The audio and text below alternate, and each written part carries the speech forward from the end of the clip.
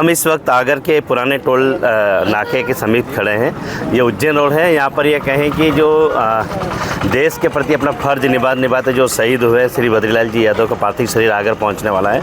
हमारे साथ में सामाजिक कार्यकर्ता और भाजपा के वरिष्ठ नेता कैलाश काका है।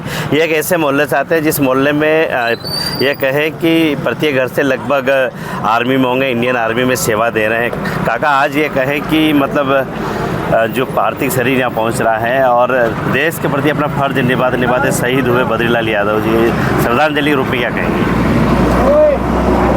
देखो, एक बहुत बड़े दुख की घड़ी है, लेकिन गर्व से सीना चौड़ा हो जाता है जब सीमा पर -40 डिग्री पे जब जवान रहता है, वो देश की सेवा करता है और वो शहीद होता है तो दुख तो होता है, दुख के साथ में अपनी सीना भी चौड़ा हो जाता है। क्योंकि आगर के बहुत से युवा सेना में हैं। मैं गौली मोहल्ले से आता हूँ, वहाँ की जगह कम से कम 70 लड़के फौज में हैं और ऐसा कोई परिवार नहीं जिसमें कोई फौजी ना हो। और जज्बा इतना है कि किसी भी करके देश सेवा में हम जाएं। वो देश सेवा का जज्बा जो है ना, कुत्ते बिल्ली की मौत तो बहुत मरते हैं, लेकिन शेर की ज़िंदगी, जो शाही ज़िंदगी एक तरह से शेर की ज़िंदगी होती है जवान की, जो सीमा पे सामने से गोली खाता है, सामने गोली मारता है। ऐसे बद्रीलाल जी को मैं हृदय से बहुत श्रद्धांजलि देता हूँ। और उन्हें आगर का नाम जो रोशन किया है, तो आज अपना बलिदान कर दिया है, उसके लिए हम लोग बहुत ही उनके आभारी रहेंगे कि उन्होंने एक आगर का बहुत नाम रोशन किया है। और मैं ये कहना चाहूँगा यहाँ के युवा वर्गों से कि वो भी अपना जज्बा लेकर के इस हिंदुस्तान की सरहद पे जहाँ भी राष्ट्रीय भावना हो, जहाँ राष्ट्रीय अपना तिरंगा दिखे, वहाँ अपनी जान न्यौछावर करने के लिए तैयार रहें। क्योंकि इस देश में अभी विश्व में जो हालत चल रही है, उसको देखते हुए अपने को बहुत ज़रूरी है कि अपनी सेना को ताकतवर बनाए। और ऐसे जवान वीर शहीद जो हो रहे हैं, ये अब हम चाहते हैं कि ऐसे लोग आगे आएँ और उनको श्रद्धांजलि दें और फिर जज्बा बना के नहीं अपना सेना में अपना स्थान ग्रहण करें, सेना में जाएँ, कहीं भी जाएँ। सरकार के प्रतिनिधि के रूप में कौन आ रहे हैं, कौन वीआईपी आ रहे हैं? अभी तो माननीय गौतम जी टेटवाल हैं, वो आ रहे हैं। सरकार की तरफ मोहन जी यादव ने उनको अधिकृत किया है, प्रभारी मंत्री हैं वो। अपने प्रभारी मंत्री बाहर हैं चुनाव में, इसलिए वो नहीं आ पाए। और बाकी सब प्रतिनिधि तो रहेंगे यहाँ की जगह। हमारे साथ में ग्राम नरवल के दिनेश जी तिवारी हैं, जो कि ये कहें कि कल से ही इनकी व्यवस्थाएं देख रहे हैं। ये कहें कि आपके ही गांव के और आपके ही पड़ोसी देश में की सेवा में अपना फ़र्ज निभाते शहीद हुए श्री बद्रीलाल जी यादव का पार्थिव शरीर जब गांव में पहुंचेगा तो किस तरीके की व्यवस्था वहाँ पर है? आज जो है बड़े दुख की बात है। हमारे गाँव नरवल के हमारे बेटे समानी हैं, मोहल्ले से घर से लगा हुआ घर ही है।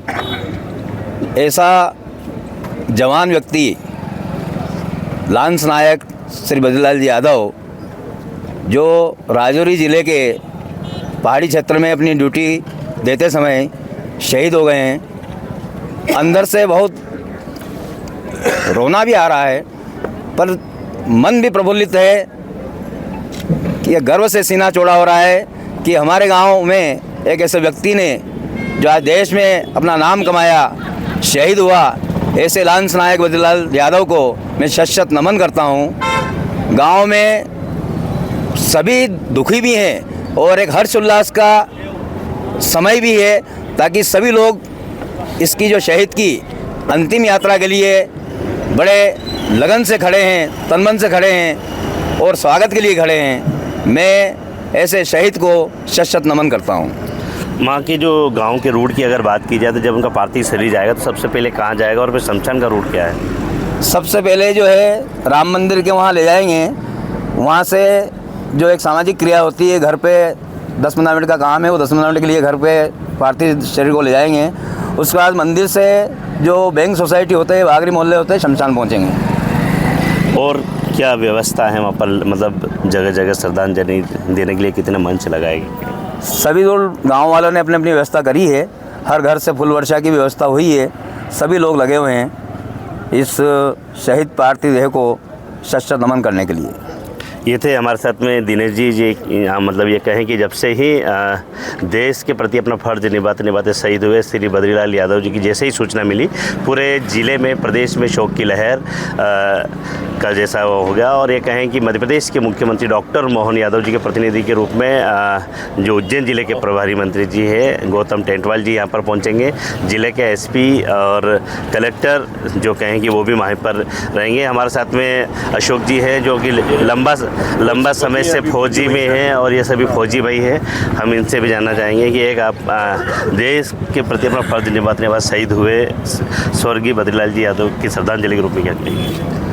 स्वर्गीय बद्रीलाल जी जो कि बहुत बहादुर सैनिक थे और सेना में चूँकि हमारा जो नींव ही यही होती है कि स्ट्रॉन्ग और देशभक्ति के करना, देश के काम आना, जो कि आज उनको मौका मिला। और हर एक सैनिक की यही इच्छा होती है कि वो देश के काम आए, वो चाहे सर्विस में हो चाहे रिटायरमेंट के बाद। जब भी देश को ज़रूरत होती है तब हम लोग पूरा अपने तन मन से पूरा अपना ड्यूटी निभाते हैं।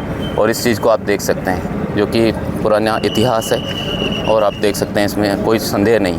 और आज जो हमारा देश अपने सेना पर ही टिका हुआ है। जय हिंद। ये थे हमारे साथ में अशोक जी और ये सभी इंडियन आर्मी से हैं और ये सब हमारे गौलीपुरे मोहल्ले के। आज आपके ये कहें कि जो देश के प्रति अपना फ़र्ज निभाते शहीद हुए हैं उनकी श्रद्धांजलि के रूप में क्या कहेंगे? सर अब क्या करें, देश की बात है कि बहुत गर्व से हमारा सीना मजबूत है और हम आगे ऐसी भगवान से प्रार्थना करते हैं कि ऐसा किसी के साथ ना हो।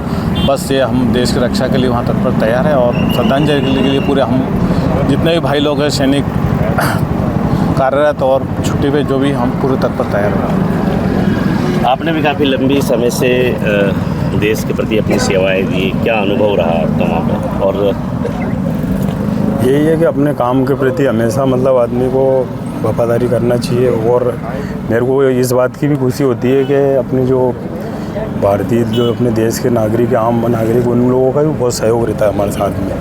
बहुत अच्छा मतलब सभी एकजुट रह के नहीं जो ये करते हैं इससे हमारा और उत्साह बढ़ता है। और इस दुख की घड़ी में मैं उनको नमन करता हूँ और सत श्रद्धांजलि करता हूँ और उनके परिवार को भगवान ये करे। हमारे साथ में फौज से रिटायर श्री देवी सिंह यादव जी भी इंडिया खेड़ी से, इन्होंने भी देश के प्रति अपनी सेवाएं दी हैं। देवी सिंह जी ये कहें कि देश के प्रति अपना फ़र्ज निभाते आज वो कहीं ना कहीं शहीद हुए हैं, इनको श्रद्धांजलि के रूप में क्या संदेश देंगे? ये है कि जो इंडियन आर्मी में ईमानदारी के साथ जो ड्यूटी करते हैं और ऐसे तंग इलाके में और कंजेस्टेड जगह पहाड़ी क्षेत्र में दुर्गम इलाके में जो ड्यूटी दी वो शायद हर कोई के बस की बात नहीं है। और जो एक रात्रि के समय और वो एक इंडियन आर्मी के सपोर्टिंग ट्रूप्स थे जो जहाँ कहीं भी कुछ भी अगर इक्विपमेंट ख़राब होता है कहीं भी रात को तो हमारा एक EMA कोर होती है, उसी का काम होता है उनको सपोर्ट करके वापस लाना, रिकवर करके यूनिट में लाना वगैरह। जो है कि इंडियन आर्मी की जो हमारी EMA कोर है वो रीढ़ की हड्डी है। हमारे साथ में ये कहें कि गौलीपुरा एक ऐसा मोहल्ला है हमारे क्षेत्र में जाके ये वन सर्विस से हैं और हम इनसे जानना चाहेंगे कि आज अपने गांव का, अपने पड़ोस का, अपना भाई जो देश के प्रति अपना फ़र्ज निभाने बाद शहीद हुए हैं, श्रद्धांजलि के रूप में आने वाली पीढ़ी के लिए क्या संदेश देंगे आप? सर एक तो मैं ये कहूँगा कि जो बद्रीलाल जी हैं वो कोर ऑफ EME के बंदे हैं, मैं भी कोर ऑफ EME से ही हूँ। उन्होंने जो बलिदान दिया है ये सभी को याद रहेगा और मैं सभी से आग्रह करूँगा कि आने वाले टाइम में सभी एकजुट होकर और अपने बलिदान से बिल्कुल अपने जज्बा से आगे जाने के लिए तत्पर रहें। और भी जो जवान हमारे तैयार हो रहे हैं अभी रोज़ जो तैयारी कर रहे हैं वो भी सब सेना में जाने के लिए रेडी रहें। और ये जो हादसा हुआ है इसको हम तहे दिल से नमन करते हैं और बद्रीलाल जी को श्रद्धांजलि देते हैं। ये थे हमारे साथ में हमारे ये कहें कि जो फौजी भाई हैं सब ने श्रद्धांजलि दी है। ये कहें कि जो शहीद बद्रीलाल जी का पार्थिव शरीर कुछ ही देर में आगर पहुंचेंगे, जहां पर ये कहें कि जगह जगह उनको श्रद्धांजलि देने के लिए शहर के लोगों द्वारा स्वागत द्वार लगाए गए हैं, मंच लगाए गए हैं। और उनका पैतृक गाँव है नरवल, वहाँ पर ये कहें कि मध्य प्रदेश सरकार के मुख्यमंत्री के प्रतिनिधि के रूप में गौतम टेंटवाल वहाँ पर पहुँचेंगे, ज़िले के तमाम अधिकारी वहाँ पर पहुँचेंगे। और ये कहें कि पूरे क्षेत्र में एक तरफ जो देश के प्रति शहीद हुए हैं उसका लेकर जोश और जज्बा भी है, और एक तरफ ये भी मायूसी भी है, और इसी को लेकर हम अगली अपडेट फिर आप तक पहुंचाएंगे। आप देखते रहिए MP express live TV, Hindu Singh Yadav के साथ।